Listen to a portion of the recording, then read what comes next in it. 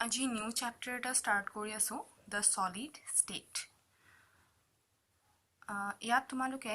যেতিয়া কোনোবা এটা বস্তু সলিড ষ্টেটত থাকে তেতিয়া তাৰ কেনেকুৱা টাইপৰ প্ৰপাৰ্টিজ হয় তাৰ ষ্ট্ৰাকচাৰ বিলাক কেনেকুৱা হয় হেবোৰৰ ওপৰত পঢ়িবলৈ পাবা তোমালোকে জানা যে ম্যাটাৰৰ কেইবাটাও ফিজিক্যাল ষ্টেট থাকে তাৰ ভিতৰত সলিড ষ্টেটটো এটা হয় আৰু এই ষ্টেটৰে ওপৰত আমি এই চ্যাপ্টাৰটোত পঢ়িম ওকে এতিয়া কোনোবা এটা সলিডত যিবিলাক পাৰ্টিকলছ থাকে সেই পাৰ্টিকলছ বিলাকৰ মাজত ডিসটেন্সটো বহুত কম হয় ইহতি মানে এটা ক্লোজড প্যাকড স্ট্ৰাকচাৰ ফৰ্ম কৰি থাকে ওকে আৰু এই পাৰ্টিকলছ বিলাকৰ মাজত যেটো অ্যাট্ৰাক্টিভ ফোৰ্স থাকিব হেতু বহুত বেছি ষ্ট্ৰং হয় এই কাৰণে ইহতি যিমান পাৰে ওচৰা ওচৰিকে থাকে ওকে এতিয়া এই পাৰ্টিকলছ বিলাক এনে যত যেনেকে তেনেকে অ্যাৰেঞ্জ হৈ না থাকে কিছুমান সলিডত এই পাৰ্টিকলছ বিলাক এটা ডেফিনিট অৰ্ডাৰত অ্যাৰেঞ্জ হৈ থাকিব আৰু সেই সলিডছ বিলাকক আমি ক্ৰিষ্টেলাইন সলিড বুলি কওঁ ক্ৰিষ্টেলাইন সলিড মানে যত নেকি পাৰ্টিকলছ বিলাক এটা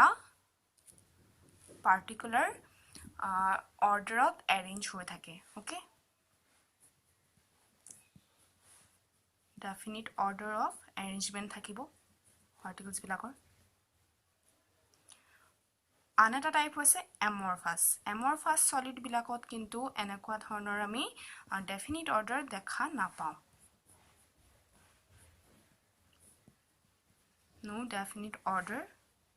of arrangement of particles বুজি পালা ডিফাৰেন্সটো তে এই চ্যাপ্টাৰটোত আমি ক্ৰিষ্টেলাইন সলিডছ বিলাকৰ ওপৰতহে পঢ়িম এটোৰ ওপৰত আমি ষ্টাডি নকৰো ইয়াত ঠিক আছে ক্ৰিষ্টেলাইন সলিডছ বিলাকৰ হে প্ৰপাৰ্টিজ বিলাক আমি চাব লাগিব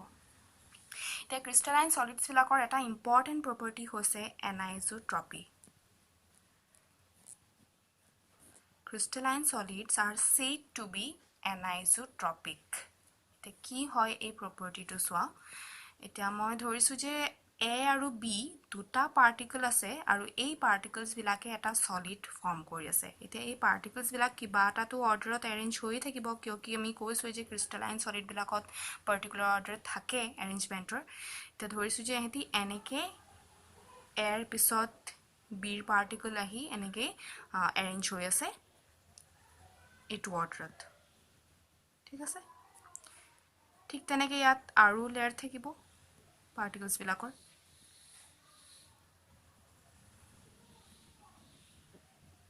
ইয়াত মই তিনটা লেয়াৰ দেখুৱাই দিছো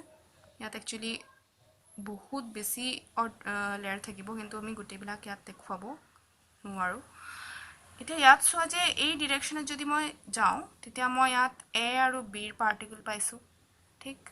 আকৌ যদি মই এইটো ডাইৰেকচনত চাও ইয়াত মই অকল এৰ পাৰ্টিকল পাইছো তাৰ মানে ইয়াৰ ডিফাৰেন্ট ডাইৰেকচনত পাৰ্টিকলছ বিলাকৰ টাইপ বিলাকো ডিফাৰেন্ট হয় ঠিক আছে তে এনেকুৱা এটা ক্ৰিষ্টেলাইন সলিডৰ কিছুমান ফিজিক্যাল প্ৰপাৰ্টি যেনেকে ৰিফ্ৰেক্টিভ ইনডেক্স ফিজিক্সত তোমালোকে শুনিছা ৰিফ্ৰেক্টিভ ইনডেক্সৰ কথা বা ইলেক্ট্ৰিক্যাল ৰেজিস্ট্যান্স এনেকুৱা টাইপৰ ফিজিক্যাল প্ৰপাৰ্টিজ বিলাক যেতিয়া আমি মেজাৰ কৰিম তেতিয়া বেলেগ ডাইৰেকচনত ইহতৰ ভ্যালু বিলাকো আমি বেলেগে পাম কিয় বেলেগ পাম কিয় কি ইয়াত পাৰ্টিকলছ বিলাকে বেলেগ আহি আছে ওকে এই প্ৰপাৰ্টিটোকে এনাইজোট্ৰপি বুলি কোৱা হয় আৰু ক্ৰিষ্টেলাইন সলিডছ বিলাক হে এনাইজোট্ৰপিক হয় কিয় কি ইহতৰ এটা ডেফিনিট অৰ্ডাৰ আছে অ্যাৰেঞ্জমেন্টৰ আৰু আমি বেলেগ ডাইৰেকচনত গলে এটমছ বিলাকৰ টাইপটো বেলেগ পাই আছো হেহে কিছুমান প্ৰপাৰ্টিজৰ ভ্যালু যেতিয়া আমি ডিফাৰেন্ট ডাইৰেকচনত চাম তেতিয়া আমি ডিফাৰেন্ট ভ্যালু পোৱা দেখা পাম ওকে এনাইজোট্ৰপিটো বুজিলা ঠিক আছে এতিয়া যে আমি পাৰ্টিকলছ বিলাকৰ কথা কৈ আছো এই পাৰ্টিকলছ বিলাক কোনবা সলিডৰ কাৰণে এটম হ'ব পাৰে কৰবাত এইবিলাক এটা মলিকিউল হ'ব পাৰে বা কৰবাত আয়নো হ'ব পাৰে গতিকে এই পাৰ্টিকলছ বিলাকৰ টাইপৰ ওপৰত বেস কৰি আমি সলিডৰো বেলেগ ভাগ পাও এতিয়া আমি সেই সলিডছ বিলাকৰ ক্ৰিষ্টেলাইন সলিডছ বিলাকৰ টাইপছৰ ওপৰতে ডিসকাস কৰিম next okay types of crystalline solids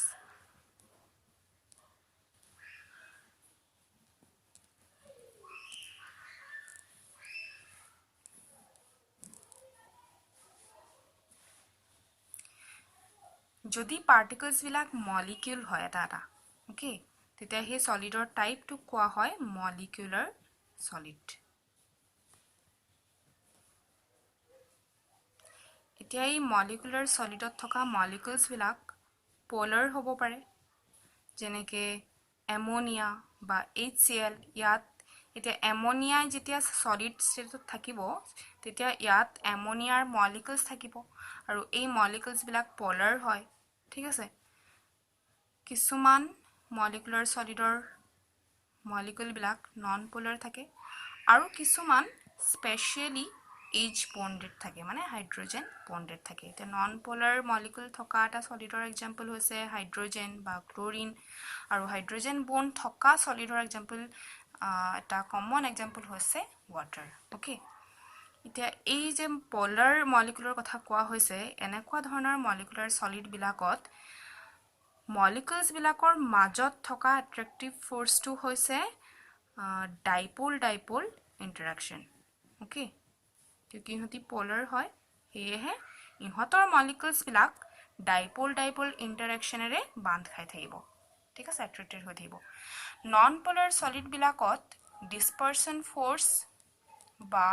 London force থাকে কাৰণে ইহতি ইটোৱে হিটোৰ লগত অ্যাট্ৰাক্টেড হৈ থাকে আকৌ যি বিলাকত এটো নামটোৱে কৈ আছে যে H bonded তা মানে মলিকুলছ বিলাকৰ মাজত ওয়াটাৰ যেতিয়া সলিড ষ্টেটত থাকিব তেতিয়া ওয়াটাৰ মলিকুলছ বিলাকৰ মাজত হাইড্ৰোজেন বন্ড থাকিব আৰু এটো এটা ৰিলেটিভলি ষ্ট্ৰং ফোৰ্সে হয় আৰু হে ওয়াটাৰ মলিকুলছ বিলাক যেতিয়া সলিড ষ্টেটত থাকে তেতিয়া বহুত উচৰা উচৰিকে থাকে ওকে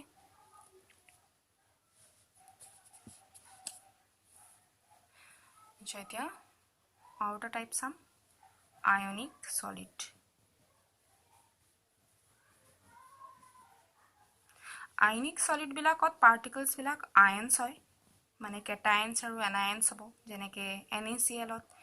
সোডিয়াম ক্লোৰাইডৰ সলিড ফৰ্মটোত জেনাৰেলি ইটো সলিড ফৰ্মতে থাকে সলিড ষ্টেটত থাকে ইয়াত সোডিয়াম আয়ন থাকে আৰু ক্লোৰাইড আয়ন থাকে এই সোডিয়াম আৰু ক্লোৰাইড আয়ন বিলাক এটা অৰ্ডাৰত এৰেঞ্জ হৈ থাকিব আৰু ইহতৰ আয়নছ বিলাকৰ মাজত কুলম্বিক ফোৰ্স থাকে ওকে কুলম্বিক ফোৰ্স বা ইলেক্ট্ৰোস্ট্যাটিক ফোৰ্স অফ অ্যাট্ৰাকশনেৰে ইহতি অ্যাট্ৰাক্টেড হৈ থাকিব আৰু সলিডটো ফৰ্ম কৰিব আৰু ইহতি ইলেক্ট্ৰিসিটিৰ কণ্ডাক্টৰ হয় যেহেতু ইহতৰ আয়নছ আছে হেহে ইহতি ইলেক্ট্ৰিসিটি কণ্ডাক্ট কৰিব পাৰে দেন থাৰ্ড টাইপটো লৈ যাওঁ মেটালিক সলিড মেটালিক সলিডস বিলাকৰ এক্সাম্পল হৈছে মেটেল বিলাক যেনেকে আইৰন বা নিকেল বা কোবাল্ট এনেকুৱা ধৰণৰ মেটেল বিলাক ইহতৰ কনস্টিটুয়েন্ট পাৰ্টিকল বিলাক কেটায়ন হয় ওকে পজিটিভলি চাৰ্জড মেটেল আয়ন বিলাক হয় আৰু অকল মেটেলস আয়ন থাকিলে তো ইহতিটো অ্যাট্ৰাক্টেড হৈ থাকিব নোৱাৰিব কিউকি পজিটিভৰ মাজত অ্যাট্ৰাকশন নহব একচুয়ালি কি হয় এই পজিটিভ আয়নস বিলাকৰ মাঝে মাঝে ইলেক্ট্ৰনস থাকে যেনেকে এটা নিকেলটোকে লৈ লৈছো নিকেল টু পজিটিভ আয়ন থাকিব আৰু এই আয়নৰ মাঝে মাঝে ইলেক্ট্ৰনস থাকিব ইলেক্ট্ৰনস থাকাৰ কাৰণে ইহতৰ মাজত অ্যাট্ৰাকশন হৈ থাকিব এনেকে মেটেলস বিলাক ফৰ্ম হয় ওকে আৰু ইহতৰ ফ্ৰী ইলেক্ট্ৰন থাকাৰ কাৰণে they are very good conductors of electricity